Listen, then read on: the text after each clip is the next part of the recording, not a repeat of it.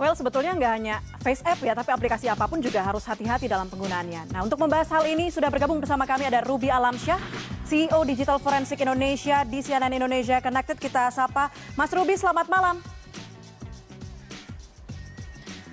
Mas Ruby, seberapa besar sih kalau ngelihat viralnya Face App ini ya, mengancam privasi pengguna kabarnya. Nah, kalau kita ingat juga beberapa negara mungkin sudah ada yang menggunakan biometrics service. Nah, ini ketakutannya harus seperti apa? Masyarakat Indonesia, silakan. Ya, jadi kalau kita perhatikan di terms and condition di aplikasi Face App tersebut, itu cukup mengganggu privasi bahwa mereka dengan kita menginstal aplikasinya, mereka dapat mendapatkan izin penuh dari kita untuk menggunakan bagaimanapun foto-foto yang diupload ke server mereka. Nah, sehingga itu kedepannya bisa merugikan ataupun mengganggu privasi para pengguna. Dan kebetulan di Amerika pun juga sudah ada ada atensi dari pihak Amerika, bahkan FBI disuruh untuk mengecek tentang Face App ini karena ini aplikasi buatan pihak Rusia dan juga ada masalah dengan terms and condition-nya tersebut. Di mana terms and condition-nya itu selain tadi foto-foto itu akan menjadi hak milik mereka, tidak perlu membayar royalti pada pengguna, itu juga aplikasi itu bisa mengakses foto-foto kita yang lain yang bukan diupload dari aplikasi tersebut, yaitu yang ada di folder atau di album handphone kita. Oke, secara tidak langsung bisa melacak galeri kita begitu. Tidak hanya foto, kabarnya juga wilayah, kemudian alamat email dan segala data yang menyangkut privasi kita juga ini diintai begitu dalam tanda kutip. Betul, ya. Dengan kebutuhan khusus dia meminta permission untuk mengakses lokasi di handphone tersebut dan otomatis setiap orang yang menginstal klik agree itu selalu akan bisa diakses lokasinya oleh aplikasi tersebut. Oke, ini kan fotonya menjadi tua begitu. Berarti yang mereka simpan adalah foto yang tua dan juga mereka bisa mengunduh beberapa foto di galeri kita. Tapi kekhawatiran terbesarnya, terburuknya, biasanya kalau penggunaan foto digunakan lagi untuk apa sih, Mas Ruby? Bisa kegunaan macam-macam ya, tapi saya ralat sedikit, tidak hanya yang foto yang hasilnya ya, tapi foto source-nya. Karena foto source tersebut saat kita kirim, itu akan terupload ke server mereka.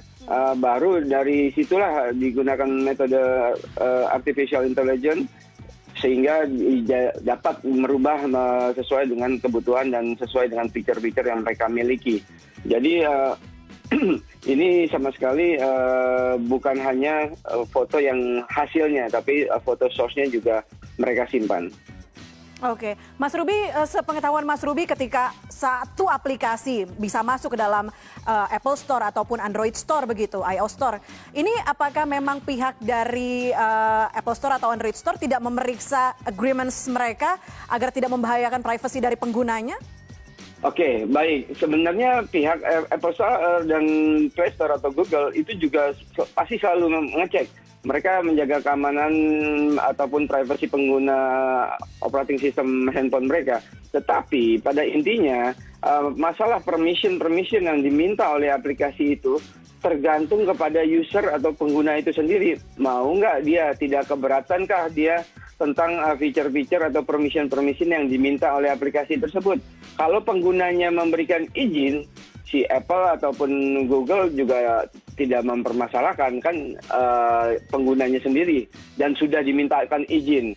Intinya Apple dan Google sudah memberikan fitur keamanan bahwa dia akan menampilkan bahwa aplikasi ini harus menampilkan permission apa saja yang diminta oleh aplikasi tersebut sehingga penggunanya tahu. Nah, pengguna tinggal memutuskan apakah dia setuju tentang permintaan permission tadi, gitu Mbak. Nah, kalau kita ngelihat behaviornya khususnya masyarakat Indonesia yang kayaknya latah banget begitu ya, ada tren ini langsung diikutin tanpa melihat agreements atau permissionsnya. Apa yang seharusnya, bagaimana kemudian pemerintah mungkin atau pihak dari aplikasi tersebut sendiri supaya orang jelas tahu bahwa ini ada warning, ada peringatannya? Ya, kalau itu sih pemerintah ataupun kementerian mestinya tidak bisa bergerak terlalu jauh, Mbak ya, karena ini sudah jatuh ke di endpoint-nya di end user ataupun pengguna. Nah, pengguna itu yang mestinya selalu bijak. Sebenarnya tidak hanya aplikasi viral seperti FaceApp ini saja. Aplikasi apapun yang kita install mestinya ngecek apakah aplikasi tersebut meminta permission yang kita nyaman, kita sesuai atau tidak. Kalau tidak ya kita batalkan, tidak harus install. Jadi balik lagi masalah permission dari aplikasi ini itu benar-benar hak pilih ataupun diputuskan oleh pengguna. Nah, sehingga menurut saya yang diperlukan adalah sosialisasi terkait masalah terms and condition ataupun privacy setting, permission, sehingga pengguna itu bisa aware bahwa setiap mereka mau menginstal aplikasi, mereka lihat dulu, mereka perhatikan dulu apakah permission ini penting dan diperlukan oleh aplikasi tersebut dan mereka putuskan diizinkan atau tidak. Oke, tapi sudah kepalang tanggung, sudah banyak yang mengunduh, sudah banyak yang ikutan foto, pasang fotonya juga diposting di sosial media lain. Kalau udah terlanjur harus gimana tuh Mas Ruby? Kalau udah terlanjur dan tidak nyaman, menurut saya harus uninstall aplikasinya. Data-data yang sudah terupload mau tidak mau kan sudah merujuk kepada sistem agreement yang sebelumnya. Tetapi bila memang ada dirasakan kekhawatiran privasi yang berlebihan, bisa kontak ke support FaceApp. Oke. Kan Indonesia juga punya undang-undang nih, transaksi elektronik yang harusnya melindungi data privasi pengguna. Ini juga tidak bisa turun tangan kalau sudah ada agreement seperti itu ya Mas Ruby? Oke, yes. Keywordnya adalah di agreement itu. Kalau dua pihak setuju, undang-undang nggak bisa memasuki itu karena pihak mereka akan melihat bahwa ini kedua belah pihak sudah sama-sama setuju gitu, Mbak. Oke, buat Mas Ruby sendiri data kemudian foto, seberapa besar sih aplikasi yang menginginkan hal ini? Seberapa penting big data untuk mereka? Ya untuk kepentingan tertentu, misalnya intelijen, misalnya untuk kepentingan kebanyakan intelijen investigation ataupun profiling itu bisa digunakan macam-macam, Mbak. Sebuah foto, sebuah gambar itu bisa sangat berarti untuk diolah menjadi kepentingan-kepentingan yang lain. Jadi ya kekhawatiran terhadap viralnya FaceApp ini, terms and condition mereka, menurut saya sih baik memang disosialisasikan masyarakat sehingga mulai mengerti bahwa aplikasi apapun sebenarnya selama nantinya kita harus periksa apakah permissionnya itu sudah sesuai dengan kebutuhan aplikasi dan kita perlu izinkan atau tidak. Oke. Mengingat FBI juga diminta untuk menginvestigasi aplikasi ini Mas Ruby, apakah mungkin jika nantinya memang aplikasi ini mengancam bahaya atau punya bahaya privasi pengguna, mungkin tidak sih akan aplikasi seperti ini akan di-stop atau itu akan tetap ada begitu?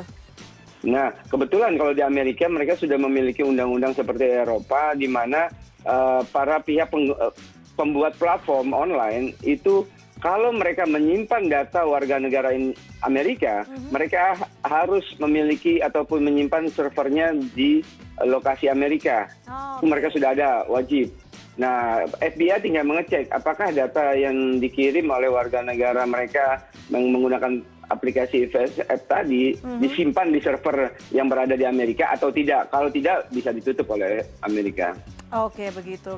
Tergantung kebijakan negara sendiri itu lagi ya. Baik. Betul. Baik, terima kasih banyak Mas Ruby Alamsyah untuk ulasannya mengenai FaceApp ini.